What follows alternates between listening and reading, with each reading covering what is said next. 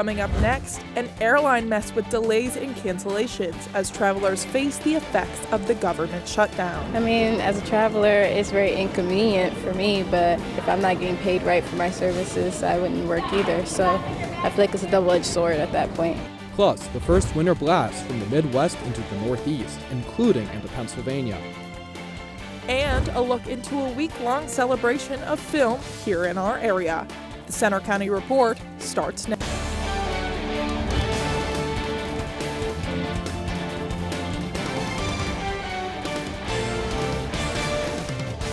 Good afternoon, I'm Ryan Patterson. And I'm Catherine Schreiner. Thanks for joining us for the Center County Report. Our top story, the first shot of winter weather here in Pennsylvania and across the Northeast and Midwest. As cold settled over much of the country, a lake-effect snowstorm blasted the Chicago area with more than a foot of snow yesterday. That made driving dangerous and canceled flights. Snow also fell across Indiana, Ohio, and Kentucky.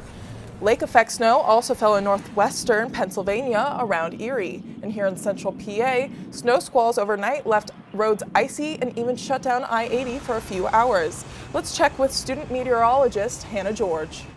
That lake effect snow can be pretty powerful. Some areas in northwestern Pennsylvania saw almost a foot of snow. Some even saw over a foot. Us here in State College saw about half an inch. Right now, our temperatures are in the upper 20s, low 30s, but those feels likes are in the low 20s. A lot of wind going on out there, and that wind is going to affect those temperatures out there. Those gusts in the mid 20s at the moment, but they are going to get up into the 30s in some parts of Pennsylvania today. So that wind chill or feels like temperature is 21 for us here in State College. Across the state, those winds are affecting the feels like temperature, so it still is feeling pretty winter-like out there. So be sure to grab a winter jacket wherever you may be heading, because it is pretty chilly out there. Those winter-like conditions are going to move out as we move further into the week, though. Right now, we have a couple winter weather advisories that are still in effect, and we have some wind advisories. So north of I-80, you want to be mindful of any snow squalls if you are driving in those areas, because we do have some of those lake effect snow showers still occurring.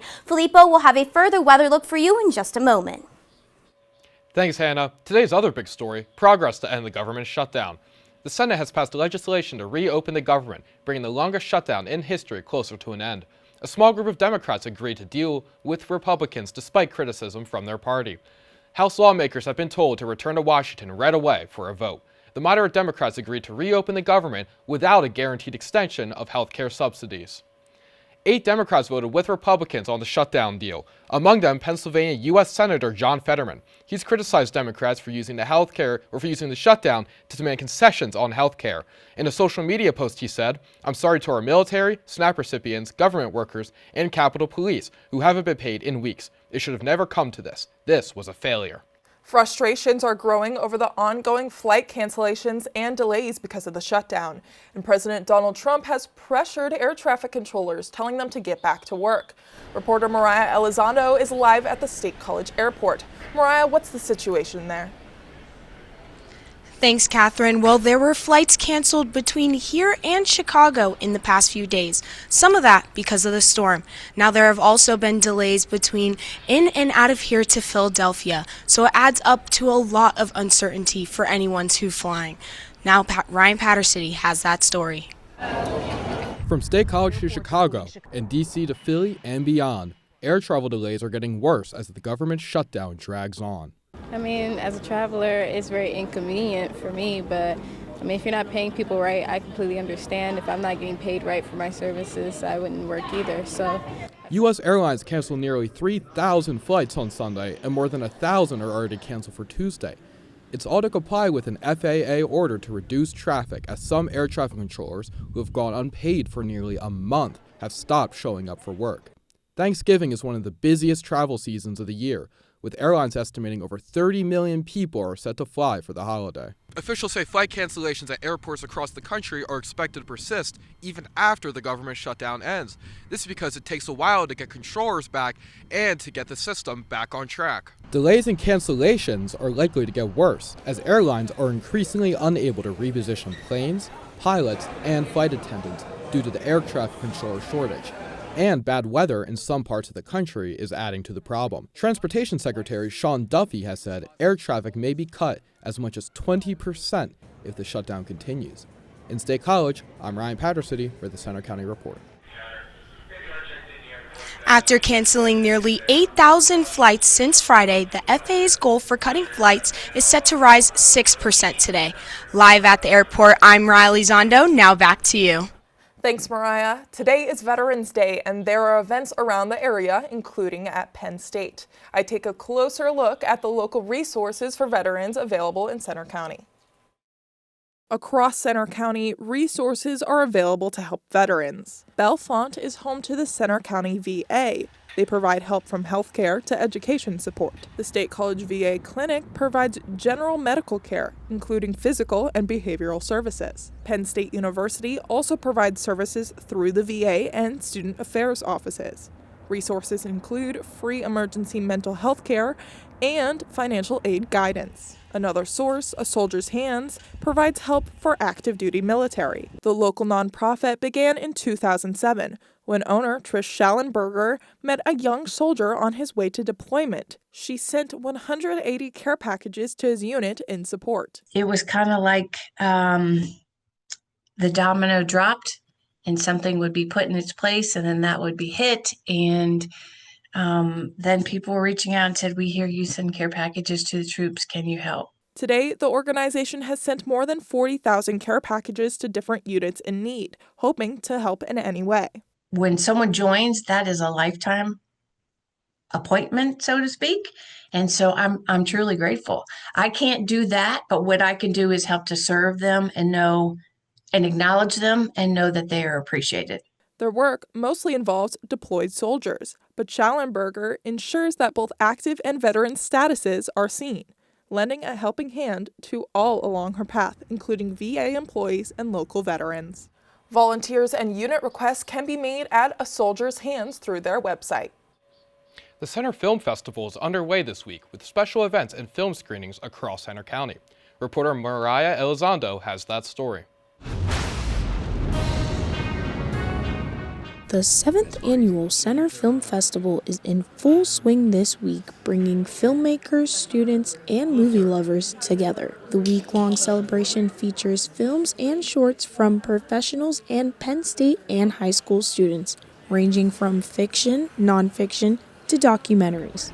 I think the Center Film Festival is a fantastic outlet for those first-time filmmakers and for students to showcase their work because they're getting to showcase who they are as an artist to the community. And not only that, they're getting the recognition that they do deserve. Center Film Festival Club President Sydney Stewart entered a film for the first time and says she's excited to connect with other creators. It's crazy actually having one in the festival this year. Right here behind me is the State Theater, and you'll see a community gathering together for a red carpet event.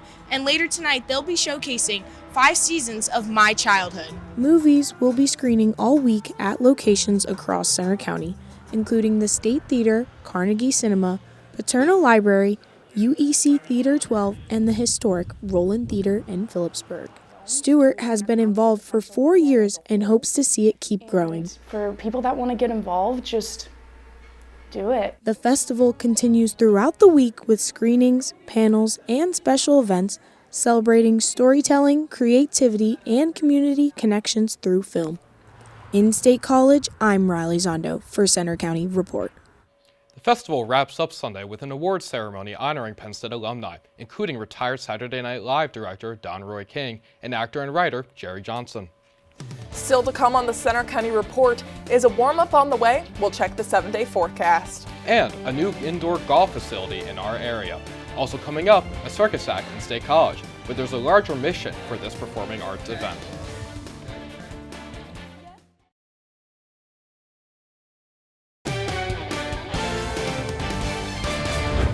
New research from a team of Penn State scientists shows abandoned oil and gas wells in western PA are leaking methane and metals into the groundwater. They studied 18 old wells in and near the Allegheny National Forest. This study shows the wells leak methane not only into the air, but also into the adjoining groundwater. Some of the site's water also showed high concentrations of dissolved iron and arsenic. A new business is teeing off in State College, combining golf and food under one roof. The Golf Loft is expected to open early next year, featuring golf simulators, a putting green, and a full bar and restaurant with views of Beaver Stadium. The 12,000 square foot space inside the plaza at Aspen State College will let guests rent clubs, play with friends, or host events. Now let's send it over to Filippo to take a closer look at the weather.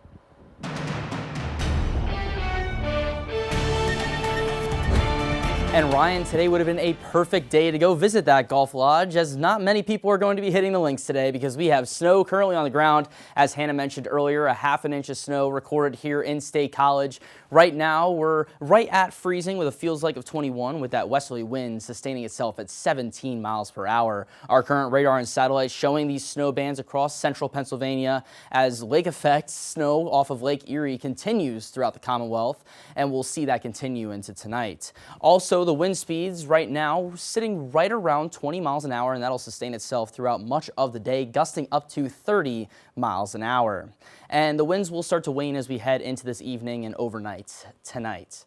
And our future cast showing these lake effect snow bands starting to deteriorate throughout the afternoon and this evening. The chance for a flurry or a light snow shower overnight tonight into tomorrow morning here in State College, but no accumulation associated with any of those. Throughout the day tomorrow, our temperature will begin to climb and we'll see a switch to rain for much of Pennsylvania as this lake effect event starts to come to an end. In terms of our future snowfall, most of the heaviest snow will fall in Bradford and areas just inland of Lake Erie, specifically not at the Erie shoreline, where Erie is only expected to pick up about a ½ inch from here on forward. As we go into this weekend, we'll see a great day on Friday, the best day of the week, and then as we go throughout Sunday, we'll see another system move in. It will be warm enough that this will be all rain, but a little bit right here in the Poconos could see some mixing as we go throughout the very start of this system. And as we go throughout the rest of the weekend and into the early part of next week, we'll see some wraparound snow showers on the back end of this system. For today, 35 degrees are high. Some morning snow showers starting to move out now, but the wind will be all day, 15 to 25 miles an hour out of the west, gusting to 35. And as we step into tonight, we'll see those snow showers continue. Again, no accumulation associated with these, very light. Our low temperature right at freezing. The winds will wane a little bit, 5 to 10 miles an hour, gusting to 20. And as we step into tomorrow, the temperature rises into the 40s. An isolated rain or snow shower on the table, but I think mostly will stay overcast here. As we go into the rest of this week and into the weekend, our temperatures will be on the increase into the 40s and even the 50s, but that's also associated with that rain on Sunday. Well, I would say this past weekend was pretty great weather for an engagement. Yes, congratulations. Yeah, major congratulations to both you and Peter. Well, thank you so much. Now let's toss over to sports with Pat. Thank you, and congratulations, Catherine. Coming up in sports, they've won the national championship 4 years in a row. Now, Penn State Wrestling is making the long-awaited return. And a great effort by the Nittany Lions took the #2 football team in the country to the limit, but it ended in another agonizing loss. What's next for the team looks ahead?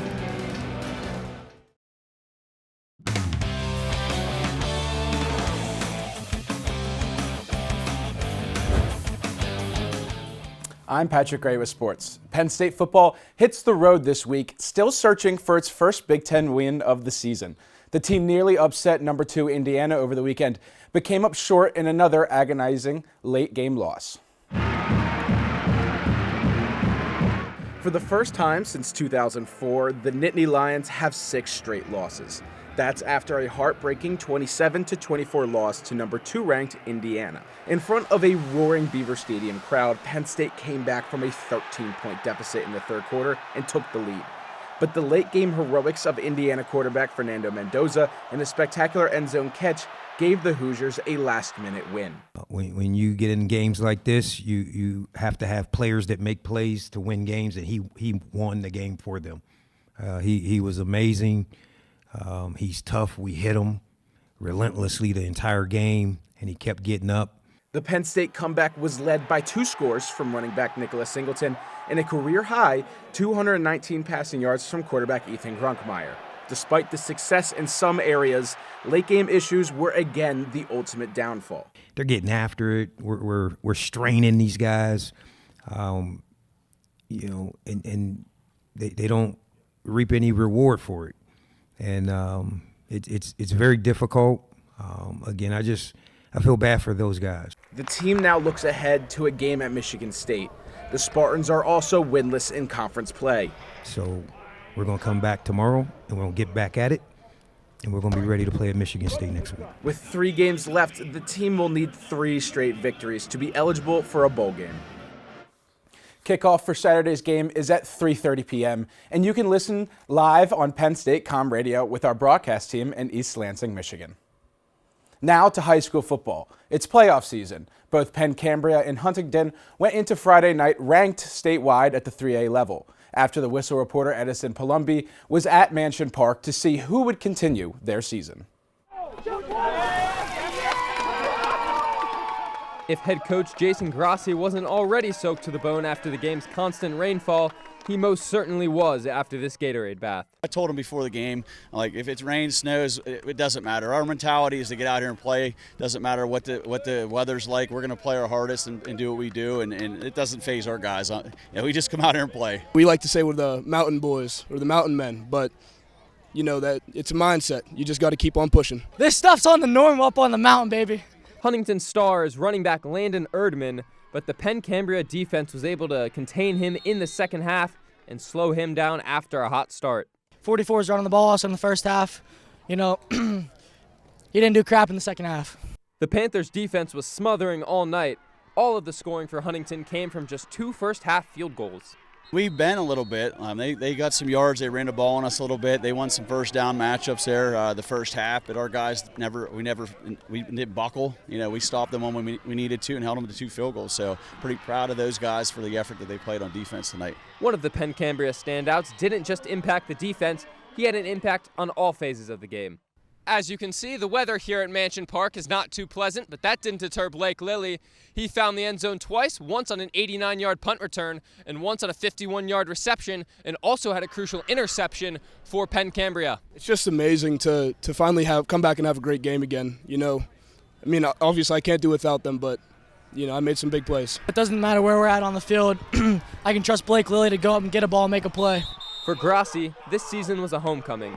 He coached the Panthers from 2013 to 2016, but returned to the post this season and led them to a second consecutive 3A championship. We celebrate tonight, watch the film tomorrow. I think we're playing Brockway, so we'll get ready for that game. You have to have a short mind, and it's 1-0 next week is the focus right now. You can see highlights and post-game reaction from the top local high school games this Friday on our sports show After the Whistle. That's live at 11:30 p.m. on our YouTube channel, Penn State Student Media. The Penn State men's basketball team welcomes Navy to the BJC tonight. The Nittany Lions are 2-0 so far this season. It'll be the second home game for the Lions, where they beat Fairfield last week. On Saturday, they traveled to New Haven and came away with a big 44-point win. As for Navy, the midshipmen are looking to bounce back after a loss to Yale. Penn State freshman Kaden Mingo has been a standout for the Lions so far, averaging 15.5 points this year. And the Lady Lions are back in action tomorrow as well. They're 2-0 this season after beating Cincinnati 82-77 on Friday. They had 5 players in double figures and finished the night shooting almost 50% from the field. Penn State will host Coppin State tomorrow in its field trip day game at 11:30 a.m. in Rec Hall. Penn State men's hockey is back on home ice this weekend against another tough opponent, number 2 ranked Michigan. The Nittany Lions got swept out of East Lansing over the weekend, losing Game 1 in overtime and then 5-0 the following night. The women's team is still unbeaten at 12-0 and takes on Syracuse later this week. After a long wait, defending national champion Penn State wrestling is finally back for a new season. The Nittany Lions will open against Oklahoma on Friday in the Bryce Jordan Center. They're coming off another national title and a Big Ten championship win under Coach Cale Sanderson. And the season is over for Penn State men's soccer. They took 10th ranked Michigan to the final whistle over the weekend and tied the Wolverines 0-0, but that wraps up a disappointing season with only 5 wins. That's all for sports. Now, I think it's pretty safe to say that the football season's over. I think that's pretty obvious as of this point. But what keeps you guys interested in Penn State athletics from here on out? Honestly, wrestling is always a safe bet to bet on, so I got to say that. Wrestling, and I'm excited to see the basketball team this year. Yeah, well, that's great. Thanks, Patrick. Coming up next, a group of performers take to the air, aiming to spark interest in the local performing arts community. The Phoenix Academy of Performing Arts has been fostering creativity in Center County for years. It recently hosted a 2-day event as part of its mission to strengthen the performing arts scene here in State College. Hannah George reports. The circus comes and it leaves, but the circus is here to stay. At the Phoenix Academy of Performing Arts in Penn Township, that message rings true. The Academy has spent years creating a space where performance, athleticism, and art all come together. The studio recently hosted its 2-day Circus Intensive Silks workshop. It's a chance for students of any age to experience the world of aerial performance. Circus arts is so beneficial physically, mentally, emotionally, socially. Instructor Shannon Sexton traveled from Philadelphia to lead the intensive event. She and Myers first met while teaching circus arts, and together they've grown the program here in State College. For Myers, it's about building a stronger performing arts presence in central Pennsylvania and giving residents an outlet to explore something new. Having the school here is a really great foundation for circus arts to stay here. The Phoenix Academy has been here in State College for a few years, and they have plans to continue growing and to continue teaching the community. The Academy says workshops like this help inspire creativity and confidence in participants of all levels, and the success shows local interest is only climbing higher. I just want to thank State College for being so supportive and welcoming a new art form. In Patton Township, I'm Hannah George for the Center County Report. I love it. The Phoenix Academy plans to continue offering community workshops as part of its mission to make performing arts a lasting part of life in Center County. That's all for today's newscast. We hope you'll join us on Friday for our next local update. But you can follow us anytime for breaking news on our Center County Report X, and you can see our stories on our Facebook page, Instagram, and YouTube. Have a good afternoon.